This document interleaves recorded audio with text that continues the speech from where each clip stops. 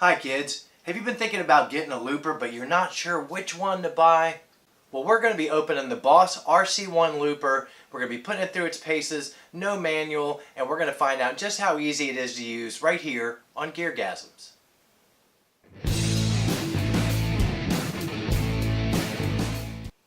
Hi kids, welcome to GearGasms. I'm your humble host Alan Barnes, and this week on the show we have the Boss RC1 Looper. We're going to be unboxing it. We're going to be tossing the manual aside. We're not even going to look at it because manuals are for wussies.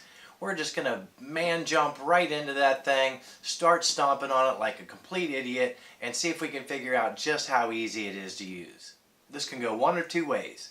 We can unbox it, we could drop it on the floor, pop a couple cables in those holes, step on a pedal, and proceed to have looper rock glory. Or we could struggle with it because it's probably not the best idea not to read the manual and go into it totally pig stupid and blind, and you might see me get a good ass whooping. But either way, we're going to show you easy or not. Some looper pedals have a reputation for being a little tricky to use. Full disclaimer, I have never used a looper pedal. I don't have a looper pedal. I've been wanting to try one for a while. So I decided to go with something I thought would be easy to use getting right out of the box. Alright, what's in the box, kids? Well, of course, it's a Sweetwater box. You guys know I love me some Sweetwater. This is going to be the world's quickest unboxing because, quite frankly, unboxing videos are boring. I wouldn't even be doing this except all you pinheads under 30 expect to see some sort of an unboxing. I don't get it. As always, with Sweetwater, you get a bag of the world's worst candy. It's great for the kids, but guys my age, I'm 72 years old, and this will stick to all my dental work. So, and when you get the pedal, it's actually a very nice feeling box, as boxes go. Almost feels like leather. Oh look, a very folded, typical multi-language manual here, which looks like it'd be painful to read. I hate these. This will probably spread out to be like 10 feet when it's completely unfolded. We're not dealing with that today. We'll read that later. Real men don't read manuals. We just get things out and rock on them. Okay, once you're inside the box, you've gotten past all the paper and all the BS. You got one more condom to take off. It's super simple, kids. You have a loop button, and this, apparently I do know enough about this, know that it has a light that goes around that shows you whether you're recording or in the loop. And we have a level and then a pedal here. Typical Boss sturdy construction. You gotta love Boss pedals. This is actually my first Boss pedal, but they have a well-deserved reputation for being built really, really well. Okay kids, some of the gear we're going to be using in today's test.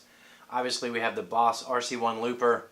I plug the output of this into my trusty Fender Blues Junior over there. Again, I don't even know if there's a battery in here. We're going to find out together. Okay, we plugged the pedal in. We haven't done anything else to it. We've just played through it to make sure that it plays okay. The sound goes through it. Everything looks to be clean. We haven't stomped on anything yet. I did wear my ghost t-shirt because we're kind of like playing with a ghost. Alright, first thing I'm going to do is stomp on the pedal.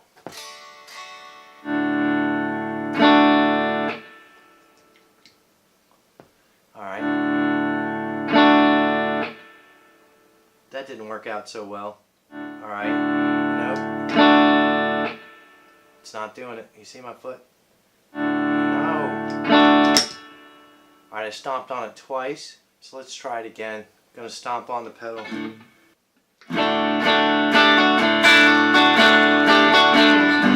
Alright, now stomped off.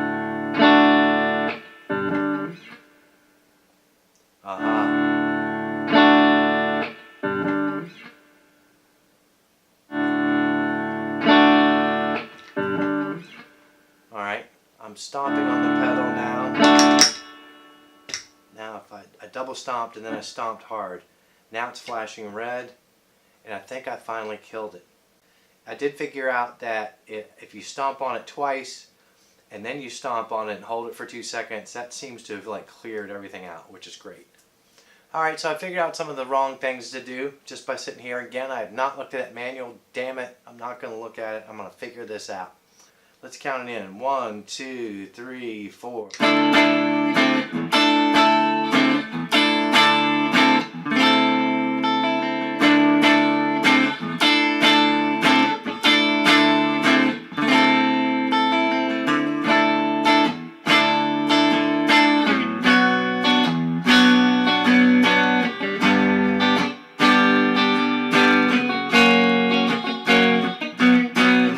So it's doing its thing now. It's going through the loop. And I think what I want to do to play lead over it is maybe pull the level up, but not so hot as it was.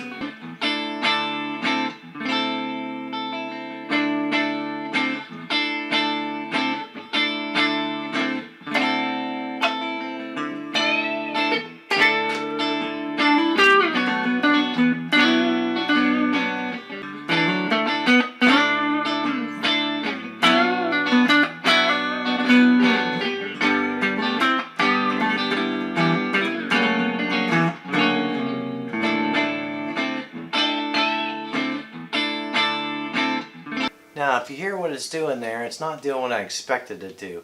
I wanted to turn it on, play a loop, stop it, have that loop play, and just rock and roll over the top of it. But apparently what it's doing is it's like multi-tracking. It's letting me add layers to that loop, which I don't really want to do. But I'm learning how that works. There must be some other way, some other magic hit. Alright, so what did we learn from that first run there, kids? It's not so damn easy. I thought it would be more intuitive than this, but it's not. So I think what I'm getting here is the pedal needs to be started and stopped. And so maybe I click once to start it, and if I double click to stop it, maybe it'll just play that loop, and that loop will leave me the hell alone and allow me to sort of go wheedly over the top. Let's give it a spin.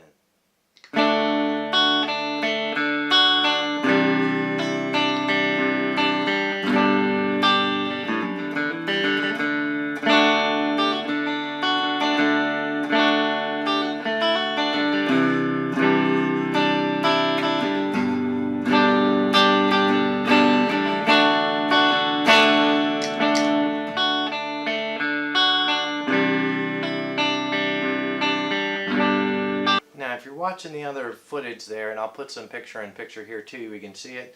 The green light's going round and round, but I don't think it's going to record anything this time. I think now what I have is a really awfully played loop that I can sort of just turn up a little bit in the background and rock over.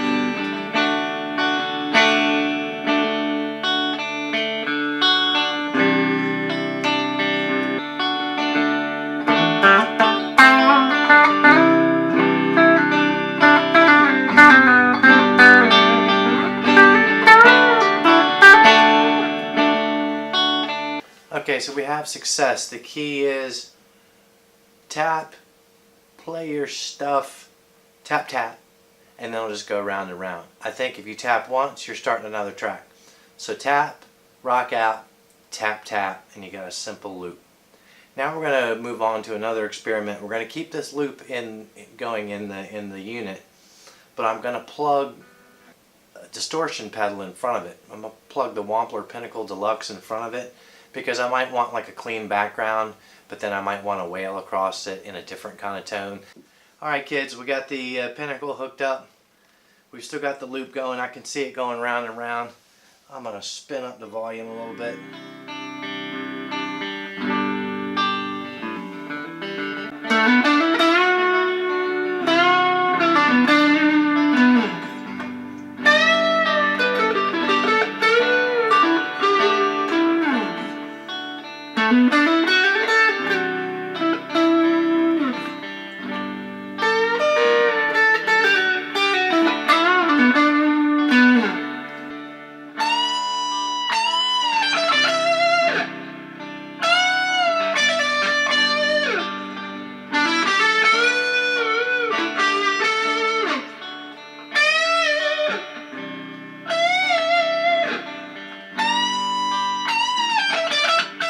I did prove that you can obviously add another pedal. It's going to take some playing around to sort of dial that in to get a clean loop going, and then automatically stomp on a distortion pedal and do some searing leads over the top. Here's another thing you can do with a looper. You can plug it into 1 amp, start a little rhythm going, and then while it's going you can just grab another guitar, grab another amp, and play along with it, and you actually have 2 amps in the room making noise, and it makes it feel much more realistic and gives you a lot more flexibility in the kinds of tones you can get. So we're going to give that a spin.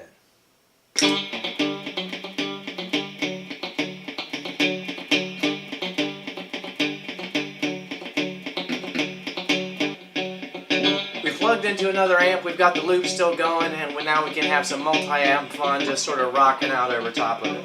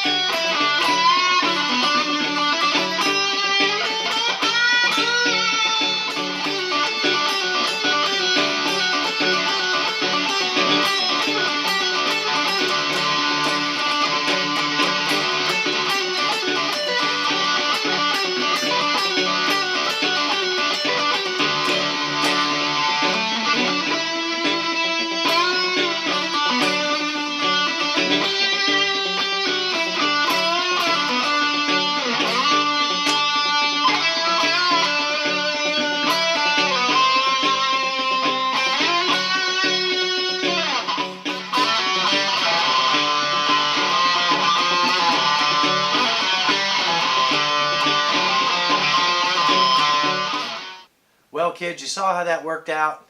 I kind of got my ass kicked, but it's okay. We learned a lot. We learned it together. Loopers aren't nearly as easy to use as they might seem. Although using the pedal was quite easy, the trick with the looper is once you figure out what all the foot clicks and the stomps and the different on-off things are, is getting your timing right and making sure that you time the loop and you time that double tap to make sure that the loop goes around smoothly. You also have to kind of plan what you're doing. There's guys that do multi-tracking with them, and they're amazing, laying one piece down and then they build on that piece. But it's not really a tool that you can use to do a lot of improvising with unless you're just going to do a simple background loop and then play over top of it. Of course, one of the things that I plan to use my looper for, in addition to as a songwriting tool, it can loop a passage back while I'm working on a melody with the very same guitar that I played the passage on. I can use it to set up amplifiers. I can take a particular guitar and its particular pickups, play something into the loop, let the loop go into the amp while I tweak to my heart's content, get the sound I need. And also I can use the looper to work with pedals and do the same sort of thing. The nice thing about that, instead of using pre-recorded music to set up those things, is you're going to be working with the exact guitar that you're going to be playing through the amp, and it'll be the exact guitar, the exact volume, and the exact setup, and the exact style that you want to play, and it leaves your hands free to do all the amp and pedal tweaking that you'd like to do. If you like this video, hit the like button. Please remember to subscribe. We're going to be doing maybe a couple more of these where we toss the manual out and just rock and roll straight into an unboxing and pedal usage. So make sure in the comments, I'd love to hear how you guys are using the pedal. What do you use the looper for? Did you find it difficult? Did you have to change your playing style to really adapt to what the looper can do? If you have any questions, leave them in the comments. If you have criticisms, if you want to roast me, it's all good. I love hearing from you guys. So until next week, we'll see you right here on GearGasms.